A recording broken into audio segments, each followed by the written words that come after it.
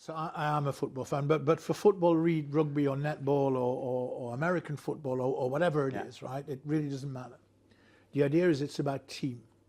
And I was very lucky when I was a youngster that the Netherlands were very good at playing football, and that Johan Cruyff was the Ajax Amsterdam star and captain, and also the star and captain of the Netherlands, and then much later became, I think he was voted the most influential person in the game ever. And his autobiography, My Turn, is worth reading from a leadership point of view. Yeah. Right? So he was a leader, and of course he had long hair, and I wanted to have long hair, and I was, so he was a bit like George Best and the Beatles and all that rolled into one. Yeah. He was a rebel. He wouldn't shut up. He would stand up for his rights and that of others. So all of those things came into the mix. And at some point, much later in life, when he was manager, he said something like, about talking about best teams, the best team is not about picking the 11 best players for each place, because you end up with 11 brilliant number ones. Yeah. The best team is about gelling it and making it work together. So, and as a boy, I used to sit sometimes and write down my favorite team of the week or all that stuff. So I was kind of used to this. So and sitting on long haul flights, I was yet again writing my best ever Dutch team, and I kind of came up with it, and then thought, I literally got thinking about what would that be like if I had my teachers, the people who've taught me, or people I've worked with closely, or the people who I've actually taught with. And then you look at, and it's interesting because it's like the sign on the door, the kind of Willy Wonka thing. So you actually look at who the people are, not just as to what their position is or their shirt number.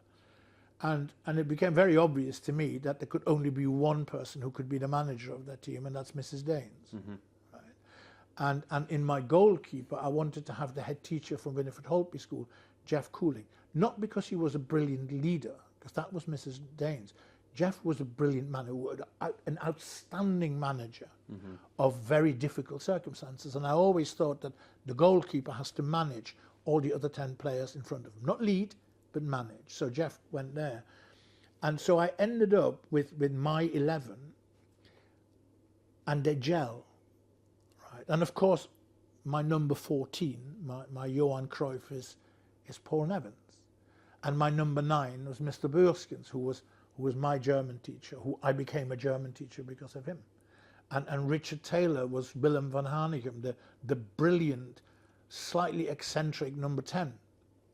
And so you fill that team. And the constant thought I had was, if I take those 11 players and the manager, Mrs. Daines, and I put them into any school, anywhere in the world, would those children be better off for having those 11 people there?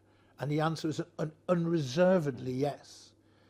And there is a mix between the pastoral, David Weatherall from Winifred Holtby School, or Leslie Milne from Taverham. There were my own teachers who looked after me, and Mr. Vinken in particular, who knew what was going on at home and kind of put his arms around me, I suppose. So that mix, they are as a team better than they are as 11 individuals, and that's the bit I want. And I urge anybody to try that. It doesn't have to be with teachers. You can do it with work colleagues, right? Yeah. And the only other thing that comes into the play is, there's two other things actually that come into the play. The first one is, I know that they would, although some of them don't know each other, they would all have got on. Yeah. Because of the like-mindedness and like-heartedness. And the other thing is, I would trust them blindly.